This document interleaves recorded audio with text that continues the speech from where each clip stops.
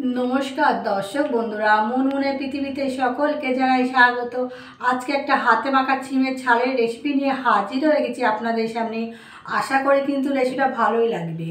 প্রথম থেকে শেষ অবধি দেখার অনুরোধ থাকলো। সিমের ঝাল তো আমরা অনেক রকম করে খাই, বাড়িতে একবার অবশ্যই বন্ধুদের বলবো হাতে মাখা সিমের ঝাল করে খেয়ে দেখবেন। এক থালা ভাত কিন্তু এই দিয়ে কিন্তু খাওয়া যাবে, আর কোনো কিছু কিন্তু প্রয়োজন হবে না। বন্ধুদের বলছি আমার পাশে থাকুন, সাপোর্ট করুন। চলুন তার রেসিপিটা শুরু করা যাক। হাতে মাখা সিমের ঝাল করার জন্য সিম নিয়েছি 250 গ্রাম। সিমটা প্রথমে কেটে নেব।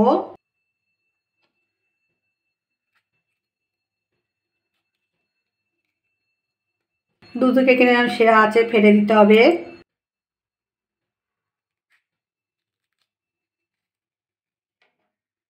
এবার সিমটা কিন্তু ছোট ছোট করে পিস করে নেব।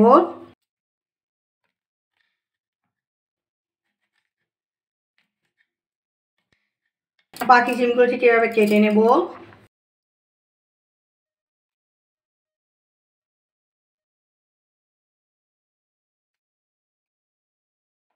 দেখুন বন্ধুরা, সিমটা কিন্তু কেটে নিয়েছি। কাটার আগে কিন্তু আমি ভালো করে ধুয়ে নিয়েছি। এবার একটা বাটির মধ্যে তুলে নেব।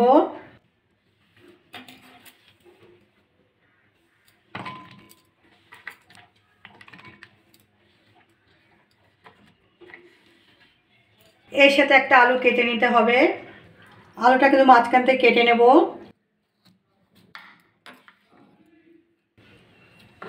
পাতলা পাতলা করে লম্বা লম্বা করে কেটে নেব।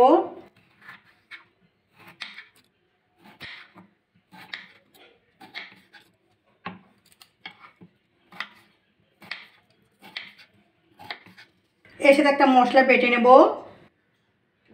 মিষ্টির বাটির মধ্যে 1 ইঞ্চি আদা দিয়ে দেবো। এবার দিয়ে দেবো সাদা সর্ষে 1.5 চামচ। আপনারা কিন্তু এই রেসিপিটা কিন্তু কালো সর্ষে দিয়েও করতে পারেন, আমি সাদা সর্ষে দিয়ে করছি। একটা টমেটো, 4টে কাঁচা লঙ্কা। এবার এর মধ্যে দিয়ে দেবো 7 থেকে 8টা গোলমরিচের দানা। অল্প জল দিয়ে ভালো করে মিহি করে বেটে নেব। বেটে নিয়ে আসছি। মশলাটা বাটা হয়ে গেছে। এবার সিমের মধ্যে আলুগুলো অ্যাড করে দেবো। এবার বেটে রাখা মশলাটাও অ্যাড করে দেবো।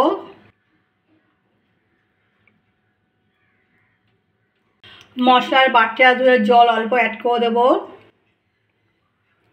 এবার এর মধ্যে অ্যাড করে দেবো পরিমাণ বুঝে লবণ, কাশ্মীরি লঙ্কার গুঁড়ো সুন্দর একটা কালারের জন্য, পরিমাণ বুঝে হলুদ, সর্ষের তেল 2 চামচ।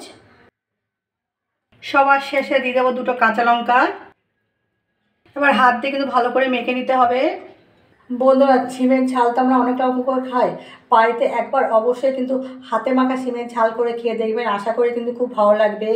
ভাতের সাথে, রুটির সাথে, প্রত্যেক কিছুর সাথে কিন্তু খেতে ভালো লাগবে। ভালো লাগলে কিন্তু একটা লাইক কমেন্ট শেয়ার করতে কিন্তু একদমই ভুলবেন না। বন্ধুদের বলছে আমার পাশে থাকুন, সাপোর্ট করুন আমাকে। দেখুন বন্ধুরা, কথা বলতে বলতে কিন্তু সিমটা ভালো করে মেখে নিয়েছি। ওদিকে কিন্তু গ্যাসে একটা কড়া বসিয়ে দেবো। কড়ার মধ্যে তেল অ্যাড করে দেবো। তেলের মধ্যে অ্যাড করে দেবো কালো জিরে 1/2 চামচ। নাড়াচাড়া করে কালো জিরেটা ভাজা করে নিতে হবে।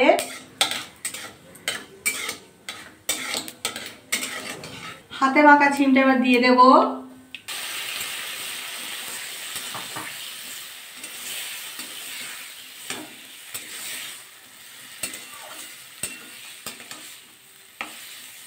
সিমের বাটিটা দিয়ে জল একটু অ্যাড করে দিচ্ছি, সামান্য জল, বেশি জল কিন্তু অ্যাড করা যাবে না। আবার একটু নাড়াচাড়া করে নেব।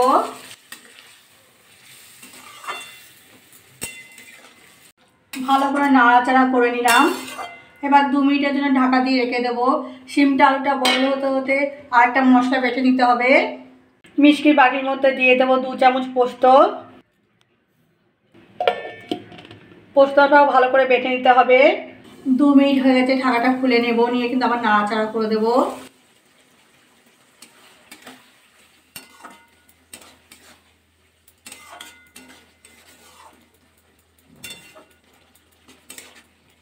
আবার কিন্তু ঢাকা দিয়ে দেবো 2 মিনিটের জন্য। আবার 2 মিনিট হয়ে গেছে, ঢাকাটা খুলে নেব। এবার চেক করে নেবো আলুগুলো বয়েল হয়েছে কিনা। আলুগুলো কিন্তু ভালোভাবে বয়েল হয়ে গেছে। তাহলে শিমগুলোও কিন্তু বয়েল হয়ে গেছে। এবার এর মধ্যে অ্যাড করে দেবো পোস্ত বাটা। পোস্তর বাটিটা একটু সামান্য জল অ্যাড করে দেবো, অনেক পোস্ত কিন্তু গায়ে লেগেছিল।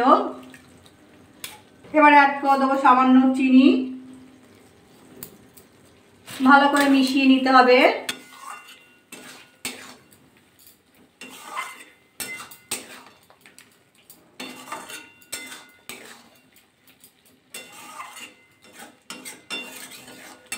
ভালো করে মিশিয়ে নিলাম। আর 1 থেকে 1.5 মিনিট আবার ঢাকা দিয়ে রেখে দেবো। 1 থেকে 1.5 মিনিট কিন্তু ঢাকা দিয়ে রেখে দিয়েছিলাম। ঢাকাটা আবার খুলে নেব। উপর থেকে একটু সর্ষের তেল অ্যাড করে দেবো, আবার একটু নাড়াচাড়া করে নিলাম। নামানোর আগে একটু কাঁচা সর্ষের তেল অ্যাড করে দেবেন, দুর্দান্ত লাগবে কিন্তু খেতে। আরও হাতে মাখা সিমের ঝাল কিন্তু আমার পুরো রেডি হয়ে গেছে। এবার গ্যাসটা অফ করে দেবো, নামিয়ে আপনাদের দেখাচ্ছি। হাতে মাখা ঝিমের ঝাল কিন্তু আমার রেডি হয়ে গেছে। একটা প্লেটে নামিয়ে আপনাদের দেখাচ্ছি। দেখুন বন্ধুরা কি সুন্দর না লাগছে দেখতে। এই দিয়ে কিন্তু গরম ভাত একতলা খাওয়া যাবে, আর কোনো কিছুই কিন্তু প্রয়োজন হবে না। বন্ধুদের বলবো অবশ্যই কিন্তু এই রেসিপিটা বাড়িতে ট্রাই করবেন, করে কিন্তু আমাকে কমেন্ট করে জানাতে একদমই ভুলবেন না।